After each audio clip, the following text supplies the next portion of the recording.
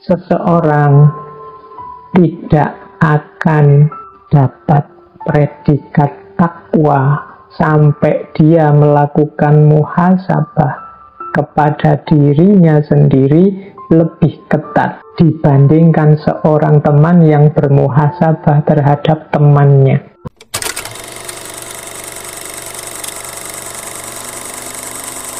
Assalamualaikum warahmatullahi wabarakatuh. Introspeksi ini juga sebenarnya sejenis refleksi. Hanya saja refleksi ke dalam. Refleksi itu berpikir mendalam tentang sesuatu. Hanya saja ketika refleksi itu tentang diri kita yang bagian dalam, itu namanya introspeksi. Nanti ada filosof yang pakai istilah retrospeksi. Kalau retrospeksi itu fokusnya ke masa lalu. Jadi berpikir tentang apa yang sudah terjadi kemarin. Jadi kalau ke dalam namanya introspeksi tentang diri kita sendiri, kalau tentang yang sudah terjadi namanya retrospeksi. Kadang-kadang juga pakai istilah kontemplasi. Kalau kontemplasi, ini pemahamannya adalah berpikir mendalam dan utuh, luas, lengkap. Semua dimensinya dijelajahi. Ini biasanya orang menyebutnya kontemplasi. Baik, itu untuk istilah-istilah ya, biar kita kritis dalam menggunakannya. Saya awali dari sebuah jargon, yaitu know thyself atau Gnotisauton. Artinya kenalilah dirimu. Teman-teman yang fokus ke Islamic Studies mesti ngerti man arofa nafsahu faqad arofa rabbahu. Jadi know thyself itu kenali dirimu, karena kuncinya hidup kita adalah identifikasi kita, pengenalan kita tentang siapa aku. Jadi orang yang tidak kenal dirinya, dia susah untuk bertindak, dia susah untuk bahagia, dia susah untuk mengekspresikan diri, mengaktualkan diri. Wong dia tidak ngerti siapa aku. Jadi ini kalimat-kalimat dari Imam Hasan Al-Basri. Menurut Imam Hasan Al-Basri, seseorang tidak akan dapat predikat takwa sampai dia melakukan muhasabah kepada dirinya sendiri lebih ketat dibandingkan seorang teman yang bermuhasabah terhadap temannya. Oh, ini agak berat ini. Menurut Imam Hasan Al-Basri justru ini hubungannya dengan ketakwaan. Berarti di antara cirinya orang yang bertakwa adalah dia mampu dan mau melakukan muhasabah. Lebih ketat daripada ketika dia menilai temannya. Kita ini kan canggih kalau menilai teman. Kita ini luar biasa kalau mengomentari orang lain. Itu kalau tidak percaya, yo silahkan cek medsos kita itu kan perlombaan komentar, perlombaan menilai orang lain secara luar biasa. Padahal Imam Hasan Al-Basri dibalik oleh beliau, justru kalau kita lebih ketat memuhasabahi diri sendiri, menunjukkan derajat atau level ketakwaan kita. Nah, yang kedua, ini saya untuk mengantarkan kita dulu biar situasi batinnya nyambung dengan muhasabah. Seorang hamba akan berada dalam kebaikan selama dia mampu menasehati dirinya dan selalu menghisap dirinya.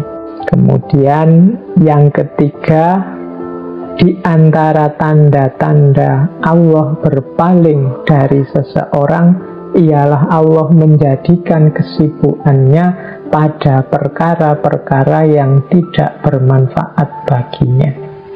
Ini untuk memageri muhasabah tadi ya, bahwa kita ini sering melakukan hal-hal yang tidak penting, hal-hal yang tidak urgent dalam kehidupan kita. Hati-hati, jangan-jangan itu isyarat bahwa Allah mulai menjauh dari kita, Allah mulai berpaling dari kita. Maka perlu kita sering muhasabah untuk ngitung-ngitung, yang saya lakukan ini manfaat apa enggak, penting apa enggak. Ini pengantar dari Imam Hasan Al-Basri tentang pentingnya muhasabah. Kita awali sekarang muhasabah kita dengan menengok status jiwa kita. Ini kalau saya Inggriskan state of soul. Ini saya ngambil dari Imam Ghazali, saya mengambil dari Syekh Abdul Qadir Jailani, Imam Mawardi pernah juga menjelaskan level-levelnya jiwa. Ayo kita lihat, dari 4 level ini kita ada di mana. Jadi ada kondisi jiwa yang paling rendah, kondisi jiwa yang amarah. Lebih tinggi satu level, kondisi jiwa yang lawamah. Nambah satu level lagi, kondisi jiwa yang mulhamah. Dan puncaknya adalah kondisi jiwa yang mutmainnah. Sekarang kita tengok diri kita ini ada di level mana. Kalau kita ini masih senang melakukan hal-hal yang dilarang, dosa, maksiat, dan yang sejenisnya, dan merasa biasa saja, nyaman saja melakukan yang seperti itu, berarti kita ada di level jiwa yang amarah. Jadi wis dosa tapi seneng, atau nyaman, salah tapi enjoy aja. Nah, ini amarah. Jadi ngerti sih kalau bohong itu dosa, ngerti sih kalau bikin hoax itu dosa, ngerti sih kalau membuat fitnah itu dosa, tapi nyaman saja, seneng saja Pak. Saya lihat orang gegeran rame. 1-2 kali saya pernah ada yang ngomong begitu. Suka saya Pak kalau lihat orang itu konflik. Kalau sepi tidak asik Pak. Yang asik itu kalau ada orang gegeran, sekali-sekali dipancing dengan berita-berita bohong. Nah, hati-hati kenyamanan kita saat melakukan dosa, menjalani maksiat, itu menunjukkan level kita ada di level jiwa yang paling rendah, yaitu level amarah. Ya, kalau dalam bahasanya Al-Quran ini biasanya karena nafsu. Nafas itu la ammarotum bisu. Jadi levelnya masih amarah. Nah, naik satu level lawamah. Kalau lawamah ini kita tahu mana baik, mana buruk. Sebenarnya saya tahu ini dosa Pak, tapi menghindarinya susah. Dan setiap kali melakukan dosa, saya kok yang menyesal, mengapa kok saya melakukan dosa. Ini lebih baik daripada yang makom amarah tadi. Kalau yang makom amarah itu seneng, dia enjoy melakukan dosa. Tapi kalau yang lawamah ini, dia merasa menyesal. Jadi masih mudah terjerumus dalam salah, dalam dosa. Ya tahu dia ini salah, tapi kok ya susah menghindarinya. Akhirnya dia menyesal. Nah, ini lawamah. Jadi batinnya itu selalu dalam pertentangan. Jadi saya tahu ini salah, saya tahu ini tidak baik, saya tahu ini tidak seharusnya. Ini pertarungan terus. Tapi yang menang adalah yang buruk, yang menang adalah yang dosa. Meskipun nanti akhirnya dia menyesal. Nah, ini kondisi jiwa lawamah. Ayo sekarang kita lihat ya, tengok ke dalam diri kita. Pernah nggak ngalami yang begitu? Dari sekian pertarungan antara baik dan buruk dalam diri kita, yang menang yang mana? Kalau yang menang yang buruk dan kita tidak menyesal, berarti kita ada di level amarah. Tapi kalau yang menang yang buruk dan kita menyesal sekali, kita ada di level lawamah. Naik satu level lagi, ada mulhamah. Ini dari kata-kata ilham. Ini sama, dalam dirinya pertarungan antara yang baik dan yang buruk. Tapi dalam pertarungan ini yang baik menang. Meskipun kadang-kadang itu ada tambahannya, masih rindu kepada nikmatnya nafsu, nikmatnya dosa. Jadi misalnya yang biasa minum terus tarung, wah alhamdulillah Pak saya sekarang tidak minum, tapi yo membayangkan minum itu enak jadi Pak, itu mulhamah. Alhamdulillah Pak saya sekarang sudah tidak curang lagi, tapi dulu Pak waktu saya suka curang itu asik sekali Pak, saya banyak untung itu, untungnya banyak waktu saya curang itu. Ini mulhamah.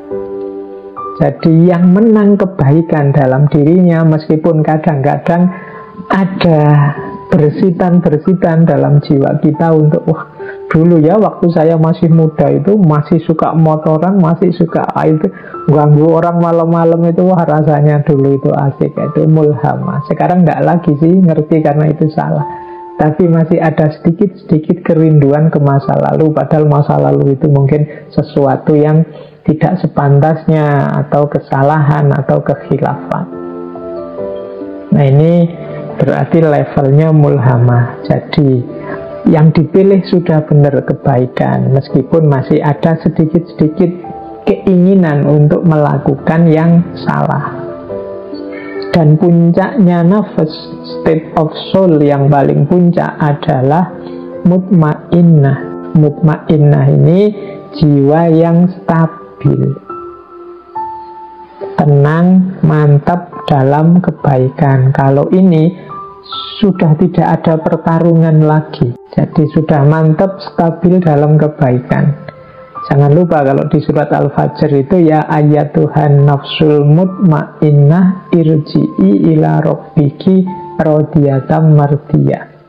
Nanti yang bisa mulus langsung hadir ke hadapan Allah adalah jiwa-jiwa yang makomnya sudah mutmainnah.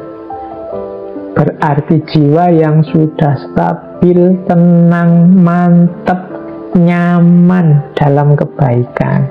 Ayo dicek level jiwa kita ada di mana.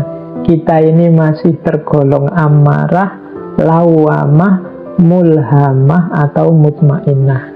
Saya lanjutkan, ini bahan kedua untuk muhasabah kita. Semoga kita tidak lupa hakikat kehadiran kita di muka bumi ini adalah lillahi wa ilaihi roji'un. Sesungguhnya kita ini dulu asalnya dari Allah, kehadiran kita diridhoi oleh Allah, tapi mengemban misi untuk kembali lagi kepada Allah. Manusia dengan segala karakternya, apakah kelebihan maupun kekurangannya, itu membawa misi ilaihi roji'un. Maka semangat muhasabah adalah semangat menilai rute perjalanan kita. Apakah memang rute kita ini sudah lurus ilaihi roji'un? Ibaratnya GPS-nya ini sudah benar enggak, kita ini arahnya nanti akhirnya Allah, atau jangan-jangan kita sudah melenceng jauh, atau jangan-jangan kita selama ini mandek saja, enggak berkembang-berkembang. Nah, jadi bahan kedua untuk muhasabah, ayo dicek perjalanan kita ilaihi roji'un yang benar apa enggak. Semua yang kita lakukan, kalau ini ilaihi roji'un, berarti segala yang kita lakukan harusnya membuat kita lebih dekat kepada Allah. Kayak kalau teman-teman mau melakukan perjalanan, itu kan setiap waktu perjalanan bertambah, kita semakin dekat dengan tujuan. Kalau memang tujuan kita Allah, ilaihi roji'un, berarti apapun yang kita lakukan, baik dalam bentuk kata, perbuatan, pikiran, itu harusnya membuat kita lebih dekat dengan Allah. Berarti perjalanan kita sudah benar. Tapi kalau perjalanan yang kita lakukan malah menjauh dari Allah atau tidak tambah dekat dengan Allah, ya berarti kita salah jalan atau mandek. Nah, bekalnya apa ilaihi roji'un itu di catatan saya ada 4. Ya ini gambar peta lengkapnya ya manusia itu punya dua amanah. Yang pertama amanah kehambaan dan amanah kemanusiaan. Menjadi manusia yang baik dan menjadi hamba Tuhan yang baik. Yang satu tidak boleh menafikan yang lain. Jadi yang satu dan yang lain saling mendukung. Jadi kehambaan dan kemanusiaan itu seperti dua sisi mata uang. Kalau kita jadi manusia yang baik, berarti sekaligus saat itu kita juga hamba yang baik. Dan wujud dari seorang hamba yang baik itu manusia yang baik. Jadi ini dua hal yang satu paket. Makanya kalau dalam Al-Quran, kalau teman-teman jeli, ayat-ayat ibadah itu selalu nyambung dengan kesalehan sosial, dengan efek kebaikan moral atau kebaikan akhlak kemanusiaan. Nah, silahkan nanti diteliti bagaimana puasa itu punya efek menahan diri, bagaimana sholat itu tanha anil fahsya wal mungkar, bagaimana zakat itu membersihkan harta dan lain sebagainya. Jadi kehambaan dan kemanusiaan itu satu paket lengkap, yang disitulah kita rute yang harus kita tempuh menuju Allah. Bekalnya 4. Jadi yang pertama adalah pengetahuan, yang kedua kesadaran, yang ketiga kebaikan, dan yang keempat perbaikan. Nanti satu-satu saya jelaskan. Kalau pengetahuan jelas, tidak mungkin kita bisa ilaihi roji'un tanpa ilmu. Tetap kita butuh ilmu, butuh pengetahuan. Makanya mencari ilmu itu wajib. Tolabul ilmu itu fardhotun. Mengapa? Ya, dia jalan utama yang pertama yang harus kita miliki untuk bisa nyampe menuju Allah. Tapi tentunya tidak berhenti di pengetahuan saja. Pengetahuan saja ya nanti akhirnya hanya memperbanyak koleksi perpustakaan atau memperbanyak bahan debat dan dialog saja. Harus ada kelanjutannya, yaitu kesadaran. Kesadaran itu berarti kemampuan dan kemauan untuk menjalankan pengetahuan tadi. Banyak orang pinter yang tidak sadar. Itu yang membuat kadang orangnya pinter, tapi manifestasi pikiran dan perbuatannya tidak relevan dengan ketinggian ilmunya. Berarti dia kehilangan aspek kesadaran. Jadi banyak yang ilmunya tinggi tapi tidak sadar, maka ilmu itu hanya nyampe di mungkin mimbar-mimbar diskusinya, tapi kelakuannya tiap hari tidak berubah. Maka setelah ada pengetahuan, butuh kesadaran.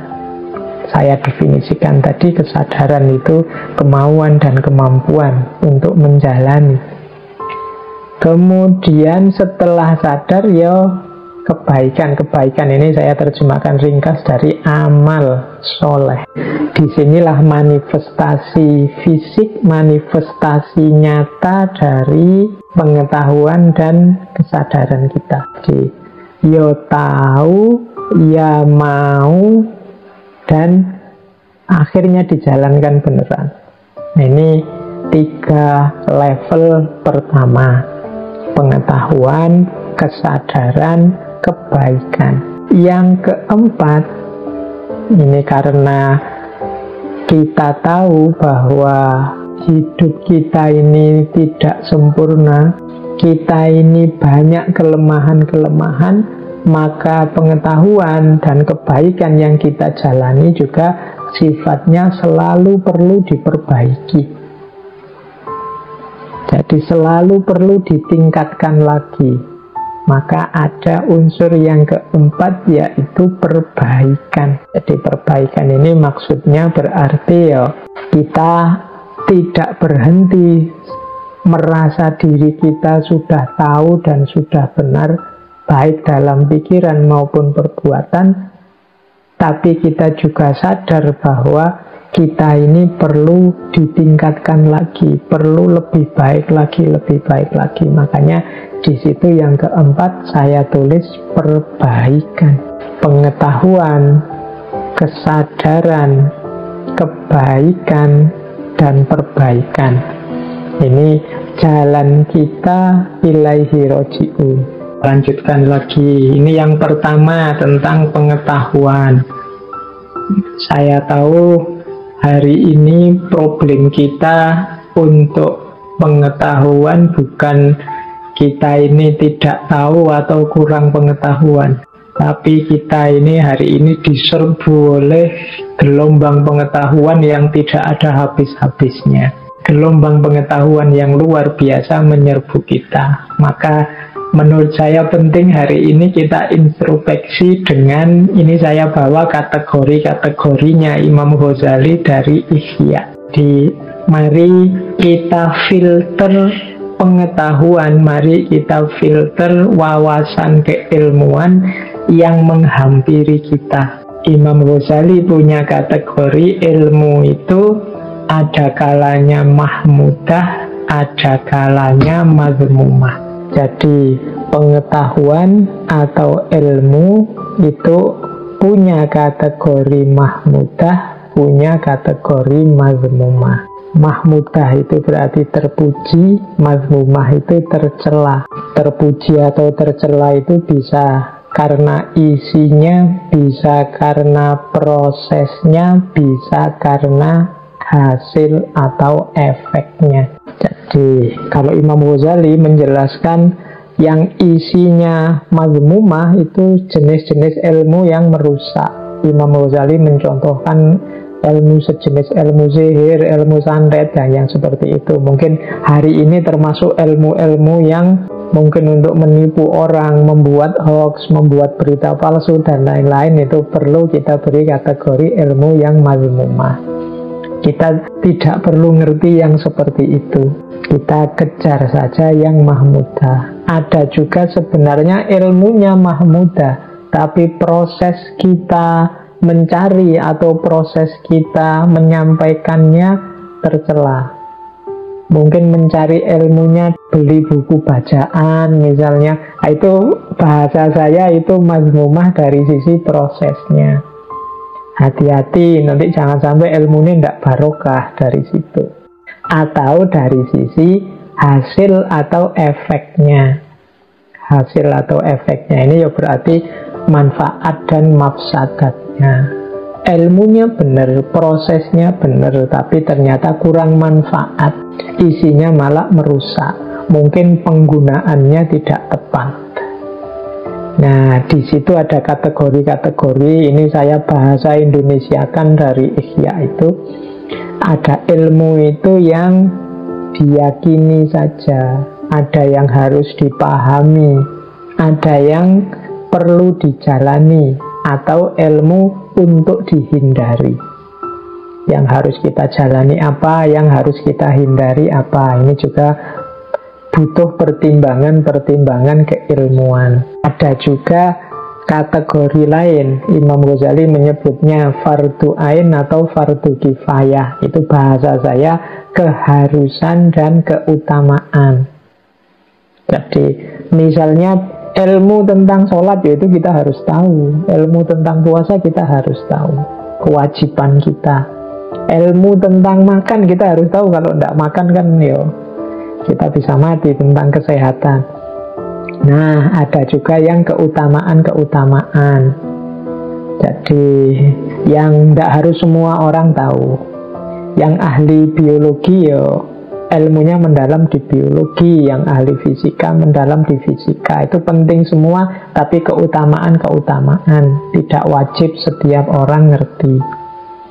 Ada juga yang bukan keharusan, bukan keutamaan, tapi kesia-siaan. Kesia-siaan itu kita capek-capek belajar, kita capek-capek mencari ilmu, hanya habis tenaga, habis waktu. Nah, itu kesia-siaan namanya. Tidak ada gunanya sama sekali, tidak ada manfaatnya. Capek-capek lihat debat, lihat diskusi, lihat TV, tapi kok hasilnya apa? Tidak tahu. Malah tambah sumpek, tambah rusak. Itu kesia-siaan.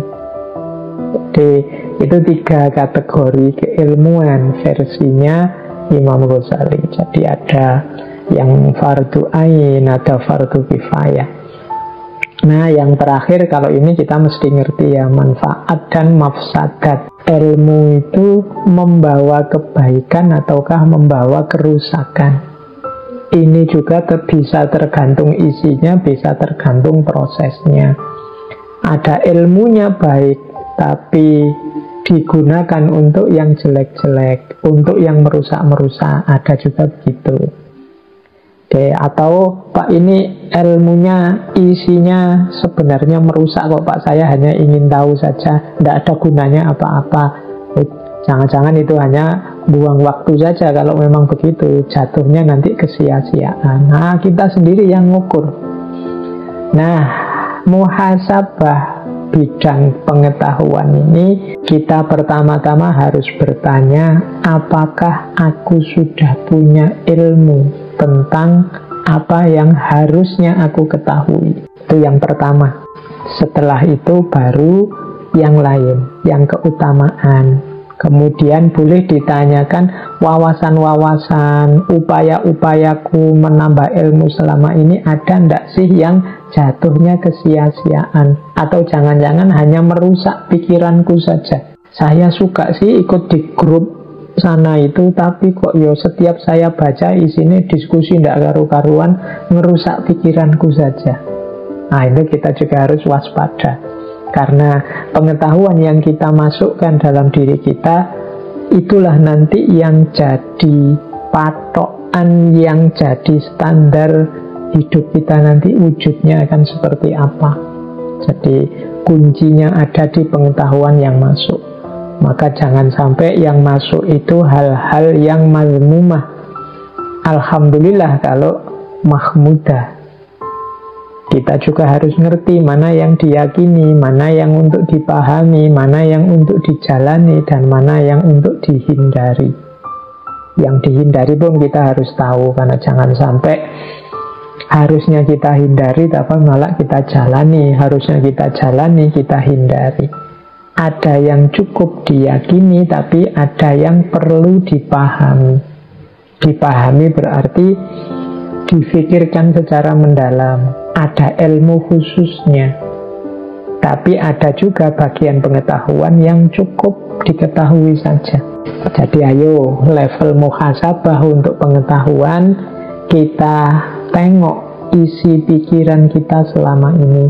Kalau ada yang hanya sia-sia, tidak ada gunanya, apalagi yang mafsadat, atau ada yang mazmumah, mari secara sengaja kita sisihkan dari isi kepala kita.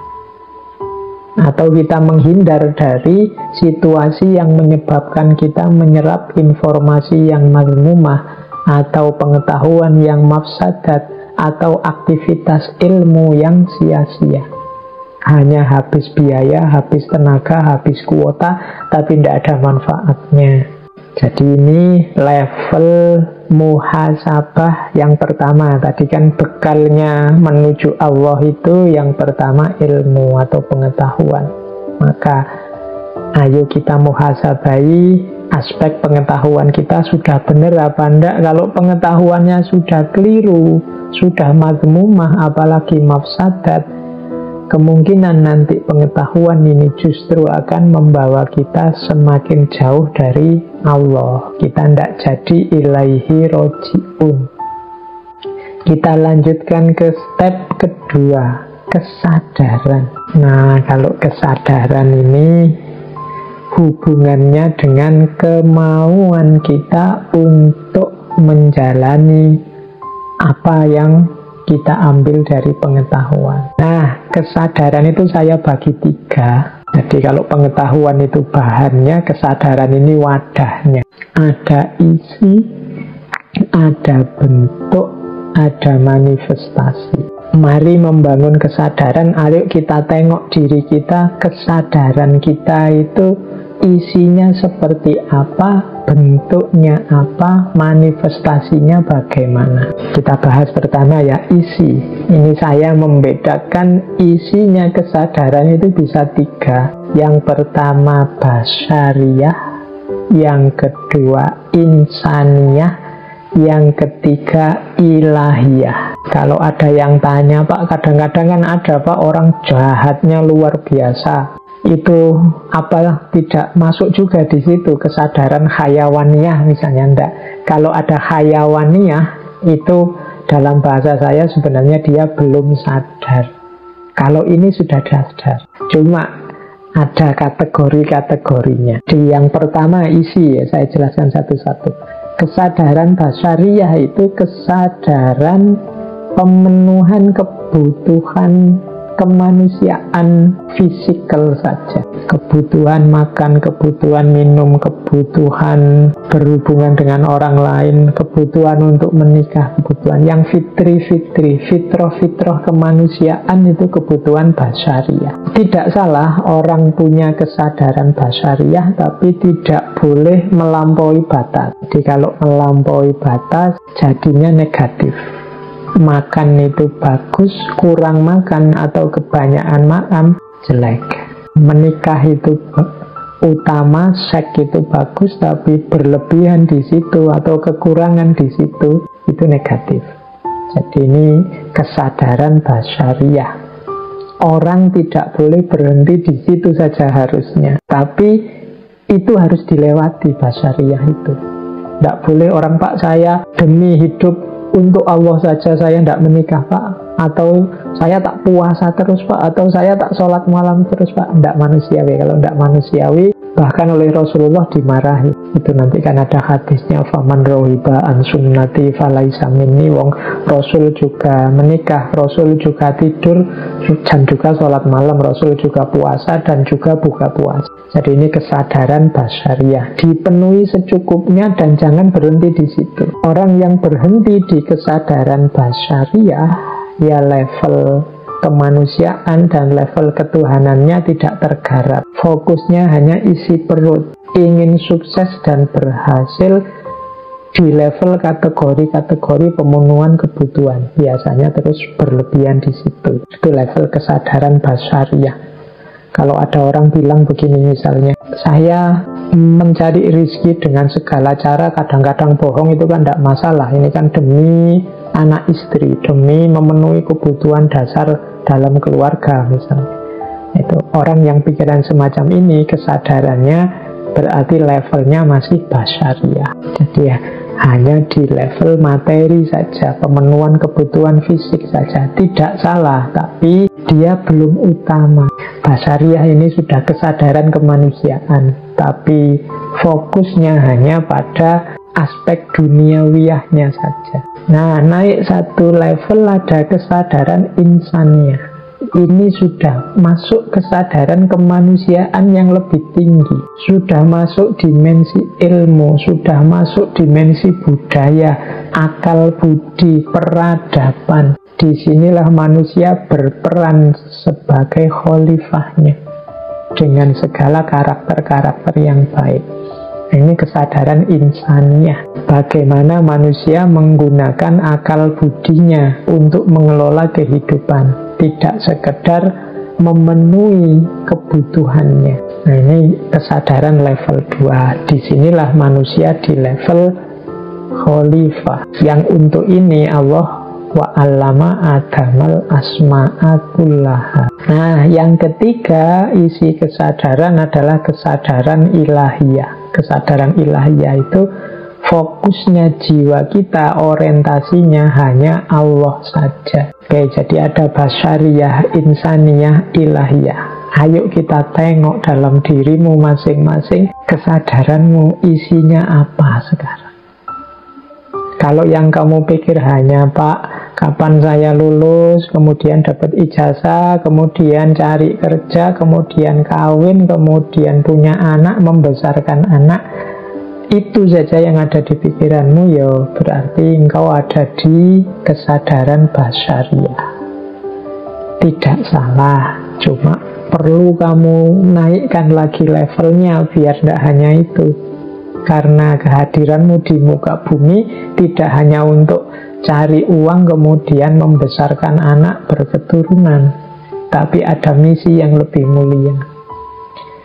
Atau kalau di pikiranmu, Pak, saya sekarang itu berpikir apa yang bisa saya sumbangkan, apa yang bisa saya berikan untuk masyarakat, bagaimana cara saya meningkatkan kualitas diri saya, bagaimana saya bisa memberikan yang terbaik untuk orang-orang sekeliling saya. Alhamdulillah, kesadaranmu adalah kesadaran insaniyah.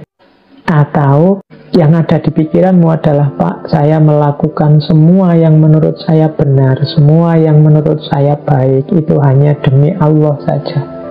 Saya menghadirkan Allah dalam setiap langkah, setiap pikiran, setiap apapun yang saya lakukan. Itu berarti kesadaranmu adalah kesadaran ilahiyah.